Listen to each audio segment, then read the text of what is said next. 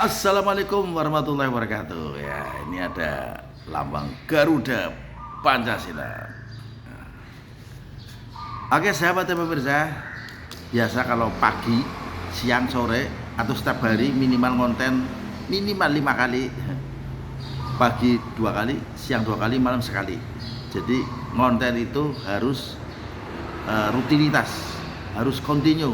Itu kata teman-teman ya.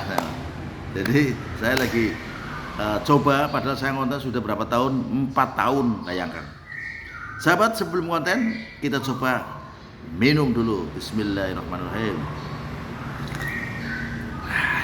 Alhamdulillahirrahmanirrahim. Pernah saya bahas tentang ponggol. Nah, ini ponggol yang dibungkus atau dipicut dengan daun pisang. Pisang dalam bahasa Jawa disebut gedang. Nah, kalau gedang digeget setelah madang atau dimakan setelah pisang itu dimakan setelah ini. Dan hebatnya ini berfungsi banyak. Biting atau tusuk gigi ini berfungsi banyak. Ya sahabat, sambil makan bicara tentang kenelayanan yang kemarin tanggal 20 telah terjadi kebakaran di tempatnya di kawasan Pelindo 3, yaitu Pelabuhan Pelindo 3 di Kota Tegal, Jawa Tengah. Mengapa sering terjadi kebakaran? Ini pertanyaannya. Saya nggak tahu, karena mungkin pelabuhannya juga itu saja, kolam luasnya segitu, tapi jumlah penduduk bertambah, keinginan para nelayan pengen bertambah, punya satu, punya dua, belum lagi anak-anaknya ingin meneruskan usaha orang tuanya. Jadi ya wajar ya. Tapi kapan mau dikembangkan? Ya nggak tahu. Alasannya kan kemarin saja hasil dari pertemuan di Jakarta, saya dapat informasi penerima negara bukan pajak lewat PHP, pungutan hasil perikanan dulur. Wah, kayak nikmat pol. Sebenarnya saya mau marah, tapi marah pada siapa? Mau emosi, tapi emosi pada siapa? Karena ini kebijakan sudah seperti ini. Urusan penerima negara bukan pajak itu kewenangan Departemen atau Kementerian Keuangan. Ya, jadi kalau sahabat-sahabat mau demo ya bukan di KKP, Kementerian Perikanan Kelautan, karena kebijakan itu. Tapi kan usulannya atas KKP, nah sehingga muncul harga patokan ikan, standarisasinya jelas.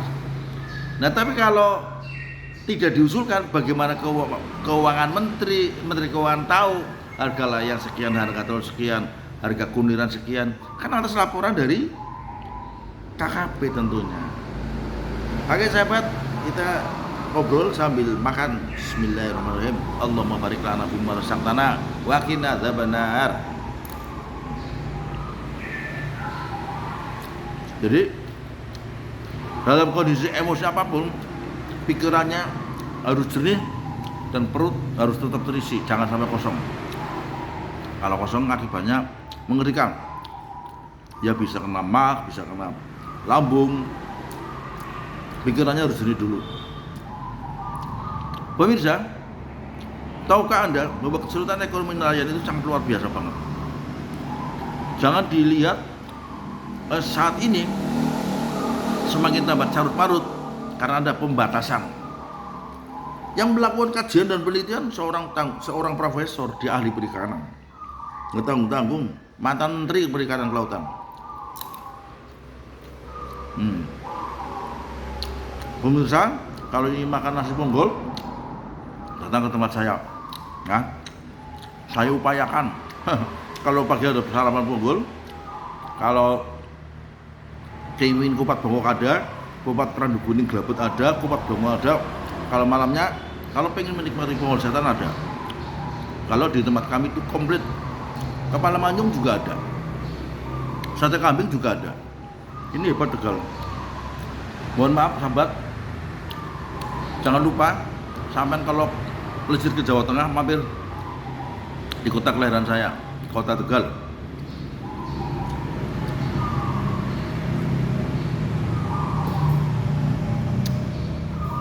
Akan saya bacakan sekilas ya tentang dunia perikanan kelautan, tentang kondisi nasib nelayan yang makin terpuruk oleh banyaknya pendapatan, banyaknya penerimaan negara bukan pajak alias pungutan hasil perikanan.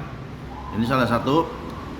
Nelayan kesusahan mendapatkan sarana produksi dan perbekalan melaut dengan kualitas yang baik, harga relatif murah, dan jumlah yang mencukupi.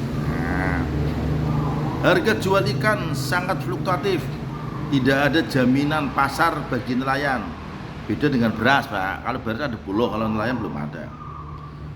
Pada saat musim banyak, tentunya ikan harganya murah. Dan pada saat kapal tidak melaut seperti angin ombak, angin barat, otomatis harga ikan naik. Ini hukum pasar berlaku. Berikutnya, posisi nelayan dalam sistem rantai tata niaga bisnis perikanan sangatlah dirugikan. Ya, selalu yang dirugikan adalah nelayan. Apalagi dengan sistem bagi hasil yang sudah disepakati di Jawa Tengah ya. Dalam 1 tahun nelayan tidak melaut karena cuaca buruk atau musim paceklik ikan. Jadi sahabat dan pemirsa, kemelut nelayan tidak pernah akan habis dan negeri ini harus hadir. Negara wajib melindungi rakyatnya, negara wajib memberikan edukasi terhadap warga nelayannya. Nah, bukan hanya ini, ini data yang menulis Bapak Profesor Romin Dauri yang dipercaya menjadi Wanhat ya, Dewan Penasihat dari Kementerian. Kemudian ada lagi sistemnya ini yang sebetulnya akan saya bacakan ini. Nelayan masih miskin ya.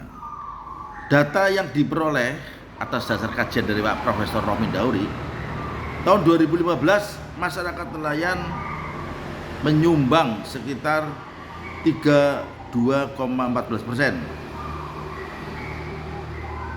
ya, atau angka kemiskinan yang ada di Indonesia berdasarkan KKP dalam Ombudsman.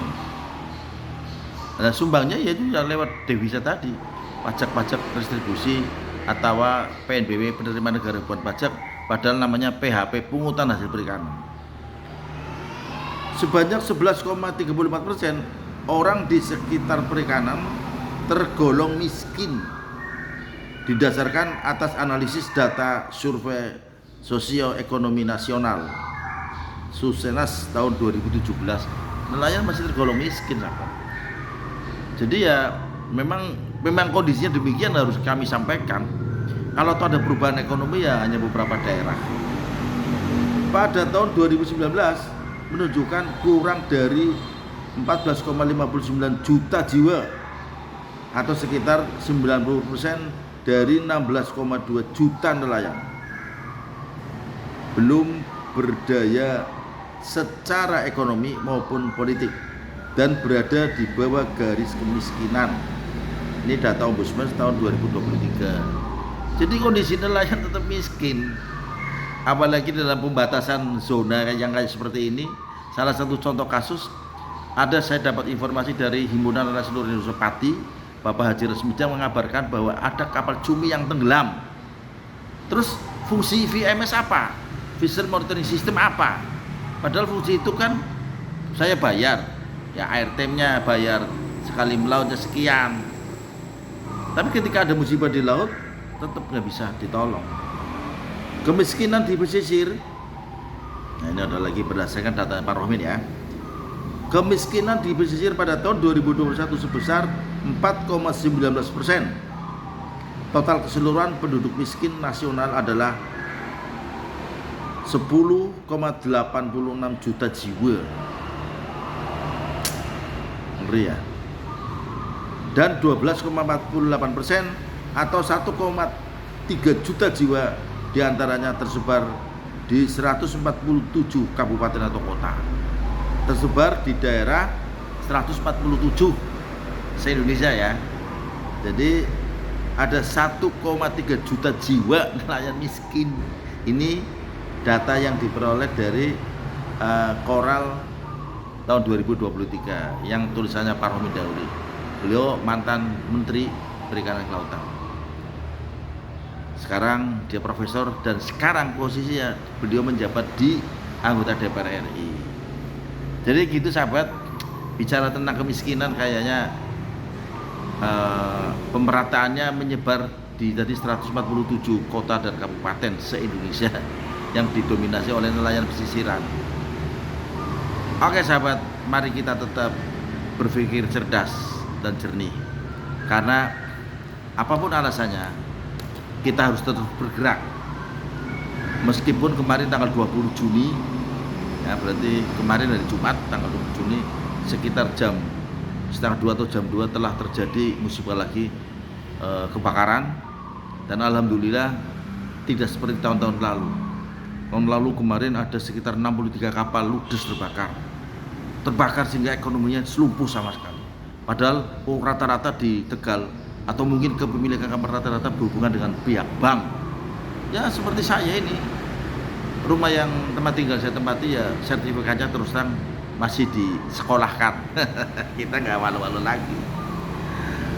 Untuk diteruskan ya otomatis ketika orang tuanya sudah meninggal, otomatis ingin menerapkan kepada anak-anaknya generasi muda agar sama meneruskan usahanya orang tua.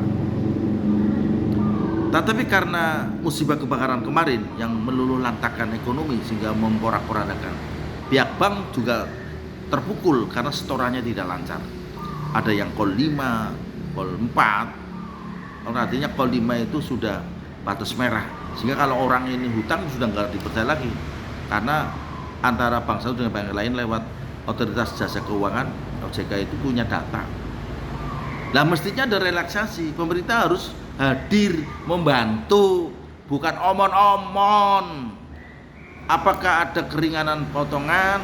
Kemarin ada informasi akan penghapusan hutang, tapi kan mungkin yang nelayan tertentu ya. Saya punya usaha di perikanan kelautan pun saat ini Masya Allah nikmatnya luar biasa. Jadi kalau bicara data tadi oleh Pak Romin Dauri, Pak Profesor, benar datanya 147 kota dan kabupaten, ada sekian juta masih penduduk Indonesia miskin. Kemiskinan itu ada di daerah pesisir, yaitu nelayan. Daripada mumet, mari kita minum lagi. Bismillahirrahmanirrahim. Ini salah satu upaya saya yang untuk melakukan kontenisasi ya, agar teman-teman pada bergabung, follow. Jangan lupa mampir ya, kami pun akan mampir, like, subscribe, komen ya, agar bisa dapat rezeki dari sisi lain ya. Kami sudah 4 tahun menunggu bos Meta untuk dimonit. Tapi sampai sekarang ya saya sabar terus. Suatu ketika pasti akan dipanggil bos Meta ya, untuk monetisasi dapat undangan. Nah ketika teman-teman yang lain sudah pada dapat cuan ya dari Facebook Pro, kami berharap pun demikian sahabat. Maka saya tidak henti-hentinya untuk melakukan setiap hari minimal 5 video di Facebook Pro. Begitu sahabat, jangan lupa salam interaksi, salam sehat suki selawase untuk kita semua. Assalamualaikum warahmatullahi wabarakatuh.